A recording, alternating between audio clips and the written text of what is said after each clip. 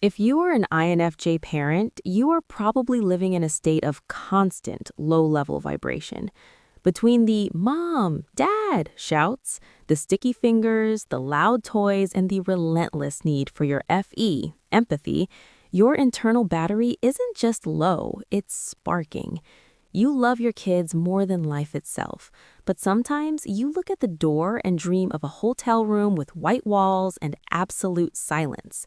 Then the guilt hits. You think you're failing, but here's the truth. You aren't failing, you are overstimulated. Your INFJ brain is a high-performance processor that requires cooling time. Today, we are building your internal citadel. I'm going to show you how to be a deeply present parent without letting the sensory chaos of childhood dismantle your soul. Parenting is a 24/7 extroverted sensing SE event. For an INFJ, SE is our inferior function.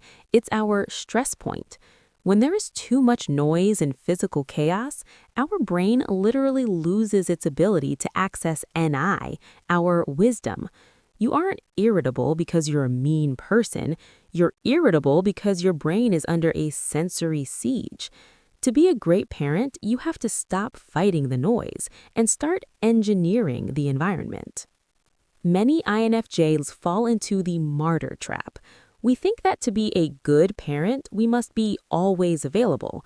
We suppress our need for solitude until we snap, resulting in the INFJ rage or a total shutdown. A parent who is always available is eventually never present.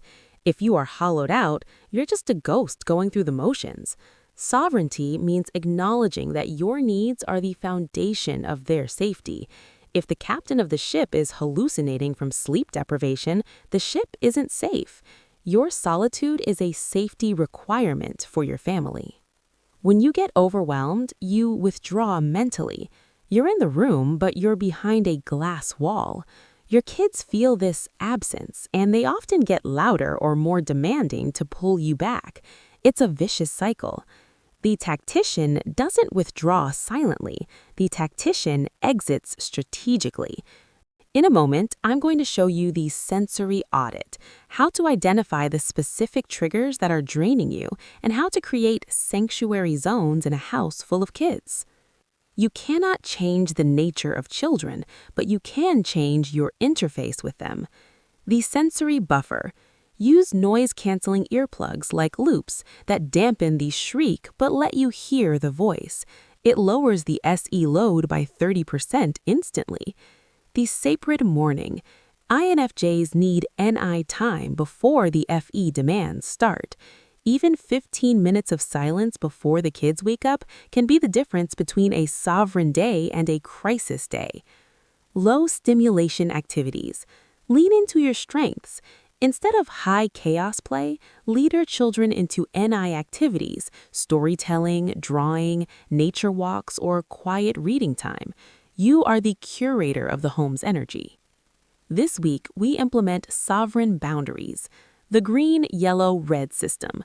Teach your kids, if they're old enough, a visual signal for your energy. Green is "I'm all ears." Red is "I'm in my citadel. Only come get me for emergencies." The FE transfer. When they get home, you get 20 minutes of zero interaction. No "how was your day?" No chores, just decompression. The digital fast.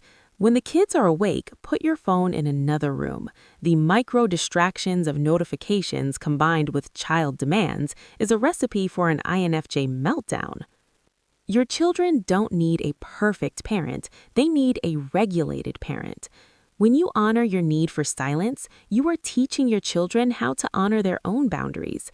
You are showing them that love isn't self-erasure. Build your citadel, protect your peace, stay sovereign.